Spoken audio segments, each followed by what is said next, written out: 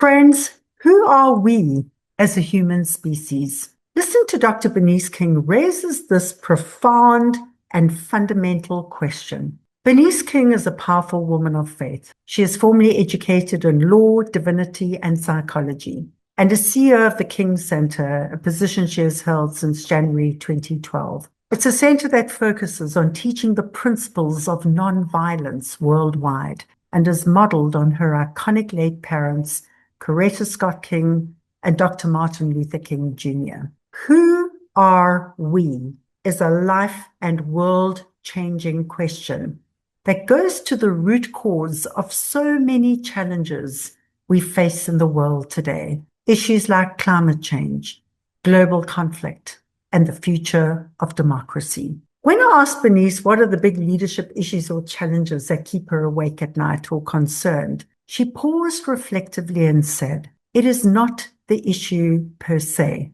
The big issues are symptoms of a much bigger question. Who are we as a human species, and what is going on with us?" As human beings, we make choices, conscious and unconscious. Some of those choices lead to progress and life-threatening existential challenges. It is part of the paradox and the mystery of our human history. How did we get here? Bernice's question reminds me of the provocative work of Professor Yuval Noah Harari, an Israeli historian, philosopher, and best-selling author. Despite the critics, his book *Sapiens* presents new perspectives on human history, our evolution, and our human nature and identity. Harari traces 2.5 million years of human history. He explores some of the things that have made us special over the last 300,000 years, as well as the darker side of our human nature. On the one hand, we have much to be proud of. We developed our thinking skills in a cognitive revolution. We created language and we invented money. We designed the wheel, we learned how to fly, and we created the agricultural, the scientific, the industrial, and now the AI revolutions. And of course, frozen pizza, apple pie, and one of my personal favorites, Krispy Kreme donuts. On the other hand, Harari highlights our human dark side. He argues it is a common misperception that we descended directly from the apes. Homo sapiens, our human species, which in Latin, homo means man and sapiens means wise or intelligent, coexisted with at least 6 other human species. There are conflicting and competing theories about how we got to the top of the food chain. Some argue it was a merging and an interbreeding between different human species like Homo sapiens and Neanderthals to create a larger happy human family. Others attribute our dominance to our superior skills, replacement theory, our thinking and communication skills, and our tendency to exterminate other human species, to kill them off, to take away their food supplies, or a combination of both. The debate rages on as new evidence is gathered. Harari claims that it is more than likely there's a good chance that both theories are partially true. Today, in this troubled nation, in the United States, and in the world at large, we face a similar fundamental choice. But this time, my friends, it is within our human species. Do we co-create one happy, interdependent human family and live by the African spirit of Ubuntu? Or do we demonize, dehumanize, and exterminate those that are superficially different and vulnerable? In this human fight and this interplay between dark and light, the critical fundamental question is, who are we as a human species? Who are you? And importantly, who do you want to be? In this nation, in the United States, red, purple, and blue all have an important job to do.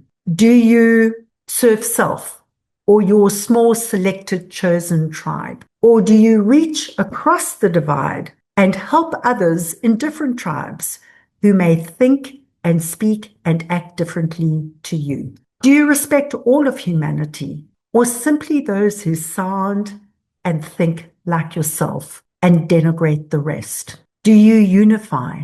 Do you forgive? And do you build bridges not only within your tribe, but across the tribes? Or do you fuel the fire of hate and use your judgment, your resentments, and your anger to magnify the separation and extermination of those who are different? This choice, my friend, will determine how we navigate the big existential challenges, threats, and opportunities of this time. You may ask, what's in it for you? Well, greatness is born out of this paradox. Innately, we all want to be and do our best. Do you follow a comfortable path of privilege, or do you step out of that comfort zone, exercise leadership, and accomplish the impossible? No Olympic champion followed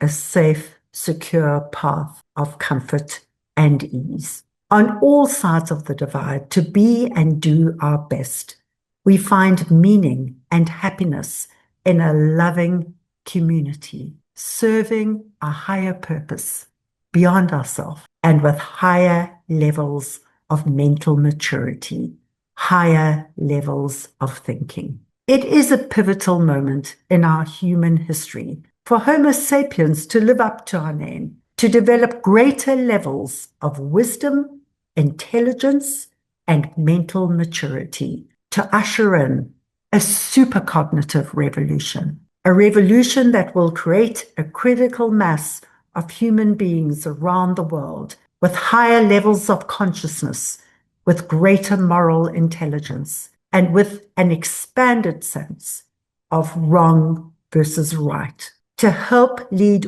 all of humanity out of this darkness and into the light. So break those chains of violence. My friends, it begins with me and it begins with you. In the words of Dr. Martin Luther King Jr., do we learn to live and love as brothers and sisters in one extended, happy human family, or do we perish as fools? Who are you? And most importantly, who do you want to be? So until next time, remember that leading boldly is about making these thoughtful, bold choices.